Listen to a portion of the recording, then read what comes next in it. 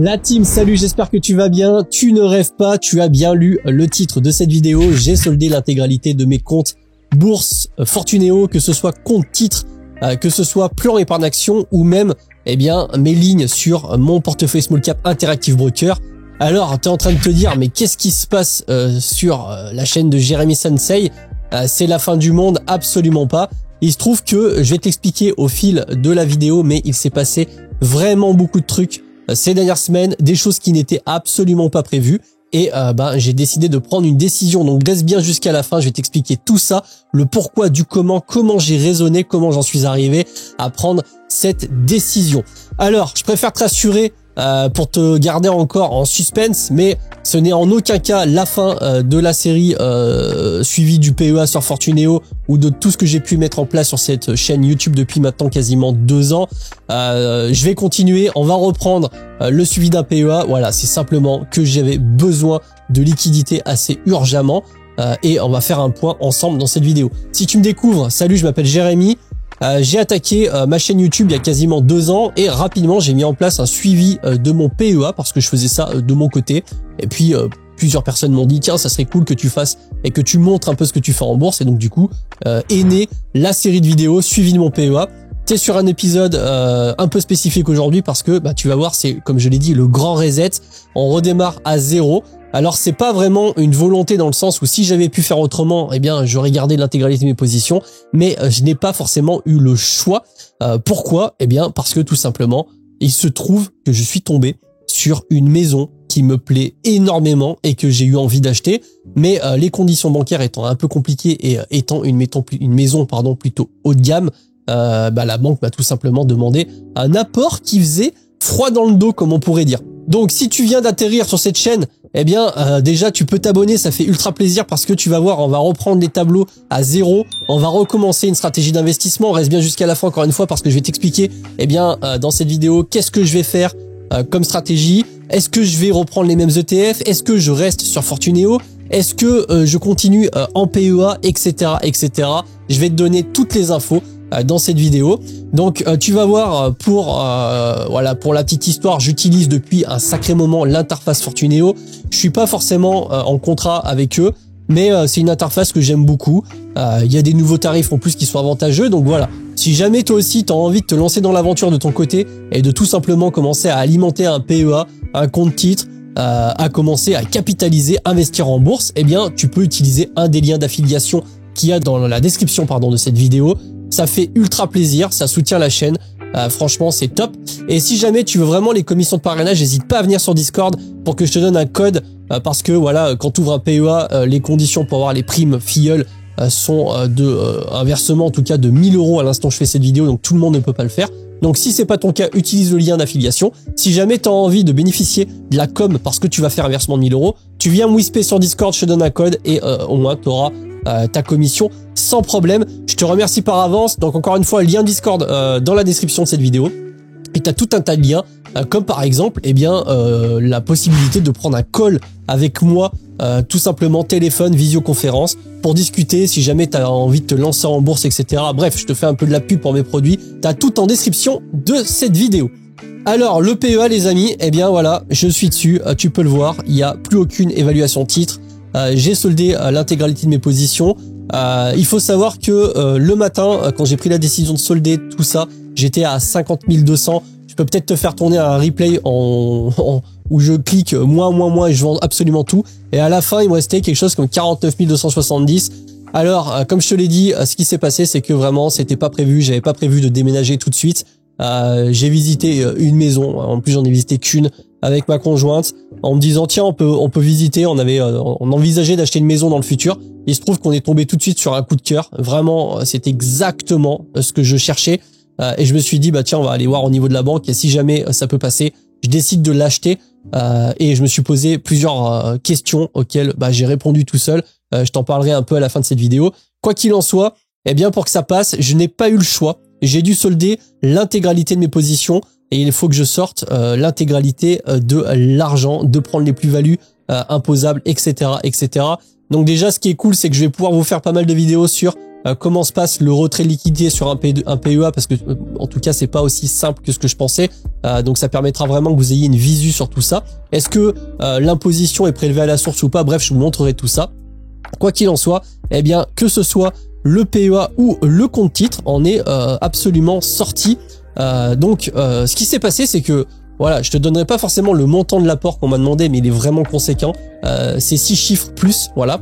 Et du coup, j'ai fait un petit peu mon toto, les totos hein, de ce que j'avais sur mes comptes, sur les comptes d'investissement, etc.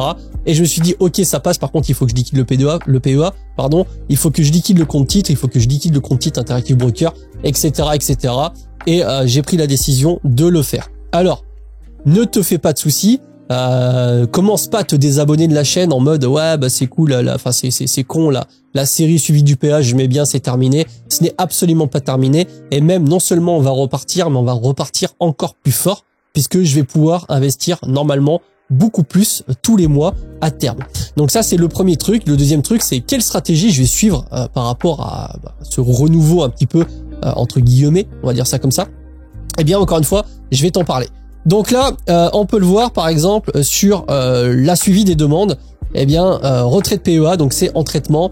Et du coup, je suis en train de faire un retrait total pour virer tout ça sur mon compte en banque. Donc encore une fois, je te montrerai comment tout ça se passe. Maintenant, qu'est-ce qui va se passer dans la suite de cette vidéo? Eh bien, déjà, la prochaine vidéo qui va sortir, parce que là, je pense que j'ai pas le temps de tout faire dans cette vidéo. Déjà, elle va être beaucoup trop longue, je pense.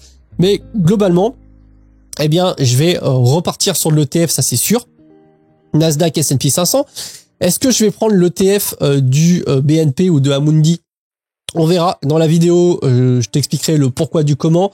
L'avantage quand tu vends toutes les positions et que tu fais ce qu'on appelle un Q propre, c'est un peu comme ça qu'on le dit, et que tu repars du début, hein, puisque là on va repartir littéralement de zéro. Mais bon, tu vas le voir, ça va remonter relativement vite. Eh bien, on peut se poser les bonnes questions du est-ce qu'on repart sur de la tech? Est-ce que je vais racheter du Visiomed? Là, je sais qu'il y en a qui vont commencer à me détruire en commentaire en mode ouais, t'as vu Jérém, à un moment t'étais à 20 000 € de plus-value et là t'as vendu en négatif, etc. Bah, malheureusement, j'ai envie de te dire, ma pauvre Lucette, c'est des choses qui peuvent arriver. J'ai pas choisi ce moment-là. Mais voilà, je me suis posé 2-3 questions, j'y reviendrai un peu à la fin de la vidéo encore une fois. Est-ce que je vais repartir sur l'ETF S&P 500? Est-ce que je vais reprendre du Nasdaq? Est-ce que je vais reprendre du Nasdaq à levier? Est-ce que je vais all-in en PEA ou est-ce que je vais faire un mix compte titre PEA? Eh bien en réalité, pour te dévoiler un petit peu la stratégie que je vais mettre en place, je vais faire un petit peu de tout. C'est-à-dire que je vais faire un DCA sur un PEA, je pense un peu moins gros que ce que j'avais l'habitude de faire. Parce que mine de rien, je me suis aperçu que quand on voulait bouger des liquidités, c'était beaucoup moins rapide sur un PEA que ce que ça peut l'être sur un compte titre, où c'est instantané, en tout cas sur Fortuneo. J'ai vendu mes positions, 6 heures après, j'avais l'argent qui était crédité sur le compte espèce et je pouvais faire un virement. Sur le PEA, il faut envoyer des formulaires, bref, je t'expliquerai tout ça dans une autre vidéo dédiée spécifiquement au retrait de liquidité sur le PEA. Mais en gros, je vais faire un DCA sur le PEA avec bien sûr de l'ETF, que ce soit de chez BNP ou Amundi, on regardera ça à l'instant T. Je vais faire un DCA sur un compte titre. Je pense que je vais réouvrir, il est pas fermé, mais je vais refaire un portefeuille small cap parce que j'aimais bien et mine de rien, j'avais des performances depuis 12 mois qui étaient identiques, voire supérieures au S&P 500. Donc ça m'a vraiment plu, l'approche stratégique, et puis au moins comme ça permet vraiment d'avoir une série de vidéos spécifiques au small cap. Je sais qu'il y en a qui aiment bien, et je vais inclure du DCA sur de la crypto-monnaie et principalement sur du Bitcoin. Et pour ceux qui me demandent, parce que j'ai déjà eu pas mal de personnes qui m'ont demandé quelle sera la plateforme d'utilisation, eh bien je vais principalement passer par Kraken. Donc ça c'est un peu, en tout cas à l'instant T, ce que je vais mettre en place. Alors maintenant, pour répondre aux questions peut-être que tu te poses du pourquoi si soudainement, etc. Alors, il faut savoir que la prise de décision, eh bien, c'est il n'y a pas plus tard qu'il y a 2 semaines. Là, tu vois, on est le premier retrait du PEA. J'ai fait la demande le 16/04 et je l'ai fait instantanément.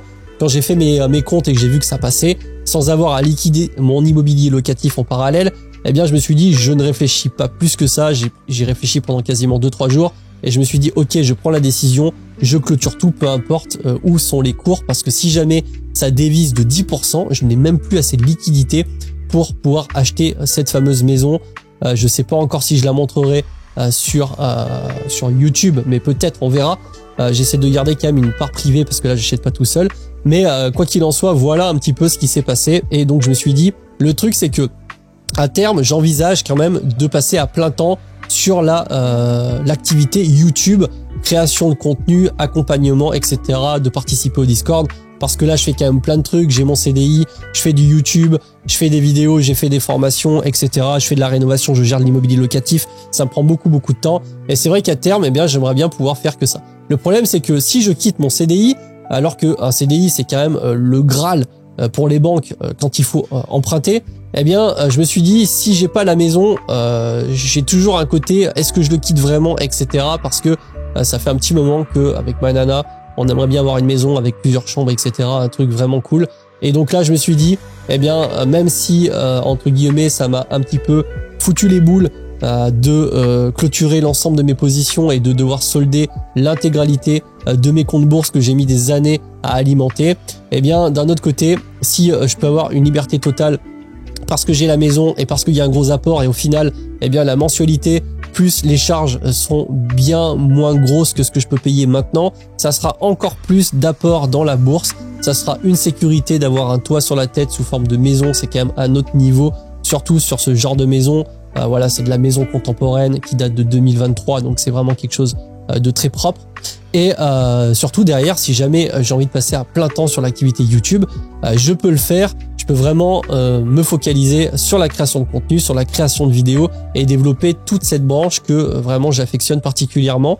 Pas que je n'aime pas mon boulot, hein, franchement mon CDI c'est cool, mais bon, si je pouvais bosser à la maison avec la petite musique, c'est quand même un poil mieux. Et donc du coup, eh bien derrière au moins, ce qui se passe, c'est qu'une fois que tu es à la maison, tu sais, c'est maison check, activité check, etc. Il y a la famille, mais ça c'est la partie perso.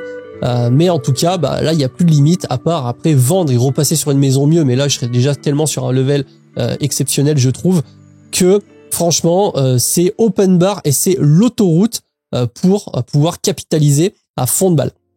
Alors, tout à l'heure, je t'ai parlé de Bitcoin et d'investissement en DCA sur la crypto-monnaie. Pourquoi si soudainement je m'intéresse à ça? Eh bien, comme tu le sais, il y a quand même maintenant 3-4 mois, il y a eu l'approbation des ETF spot Bitcoin. Donc pour moi ça veut dire beaucoup, ça veut dire que les institutionnels, ça y est, ils ont une validation officielle de la SEC et du coup voilà, ça veut dire que, enfin en tout cas moi je le prends comme ça veut dire qu'il y a quand même une acceptation générale. Et puis quand on voit l'encours qu'il y a dans le Bitcoin, c'est en tout cas c'est vraiment un investissement qui à terme peut donner de bonnes performances, même si encore une fois il y a eu de très très grosses performances du Bitcoin dans le passé et que certains diront et pourront dire que c'est trop tard. On peut pas savoir ce que l'avenir nous réserve. Quoi qu'il en soit, le Bitcoin c'est international, c'est unique, il y a un cours unique, il n'y a pas un taux de change, etc. C'est décentralisé, tu peux le détenir sur un device ledger, etc. Ça fait vraiment la différence. Il n'y en a que 21 millions au maximum, donc on peut pas en imprimer à l'infini. Si demain il y a vraiment un écroulement des monnaies ou une dévaluation totale des monnaies euro-dollar, peut-être qu'il va y avoir un gros pump du Bitcoin parce que beaucoup de gens vont vouloir en acheter. Et je me dis que voilà, c'est pas plus mal que d'en posséder.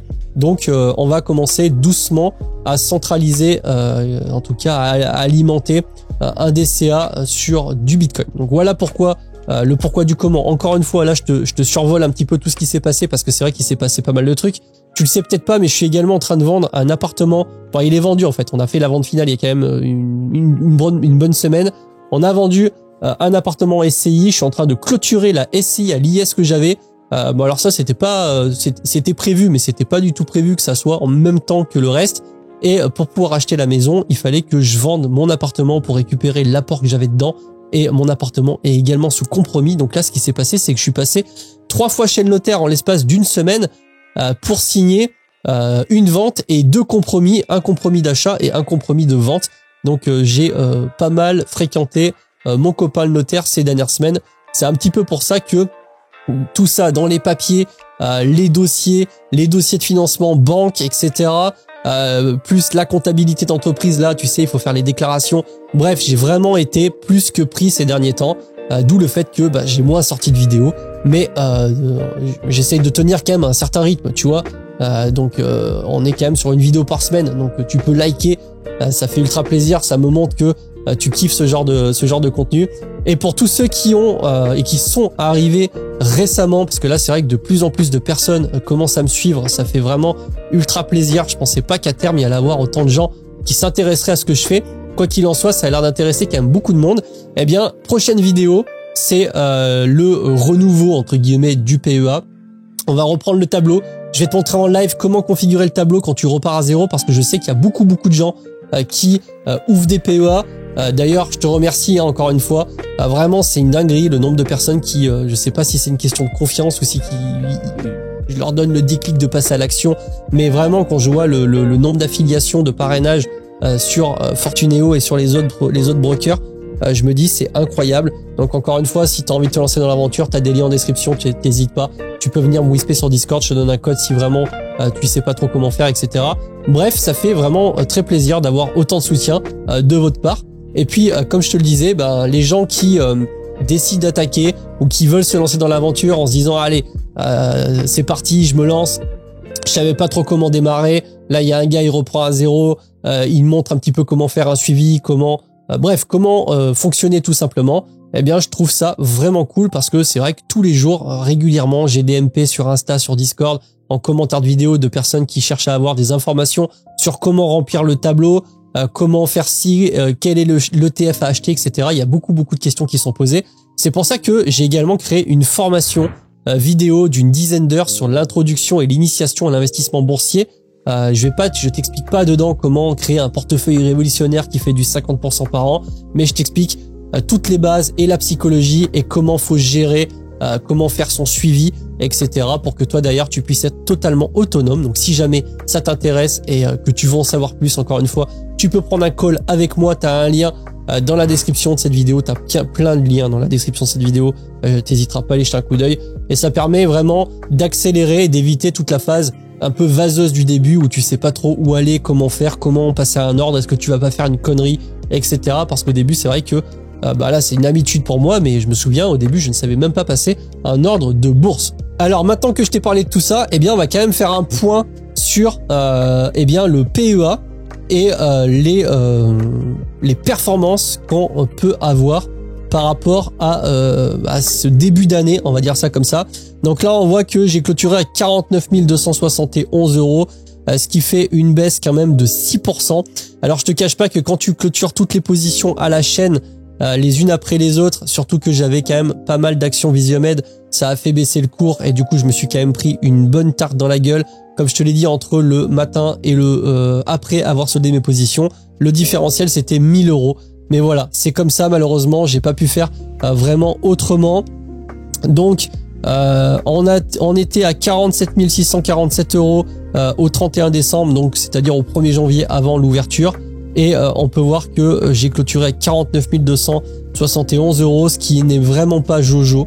On va pas se mentir, c'est principalement l'action Visiomed qui depuis pas mal de semaines, mine de rien, me plombait mon portefeuille. Mais bon, voilà, ça fait partie de la vie. Et donc, si on regarde la performance nette, de mon portefeuille de ce début d'année, on se retrouve à moins 2,91%, ce qui est très nettement inférieur au S&P 500, qui depuis le début de l'année est à plus 7,18% à 5083 points. Donc, on va rentrer cette valeur-là, 5083 points. Et donc, au niveau du tableau de suivi, voilà ce que ça peut donner. Donc là, voilà, encore une fois, je tiens à te rassurer, ne t'en fais pas. On va repartir sur un tableau. Ça sera l'occasion pour les nouveaux arrivants, qui ont pris un petit peu le bateau, le train en cours de route, de voir comment ça se passe quand il y a une remise à zéro. Prochain épisode qui va arriver assez rapidement d'ici, j'espère le faire avant la fin du mois.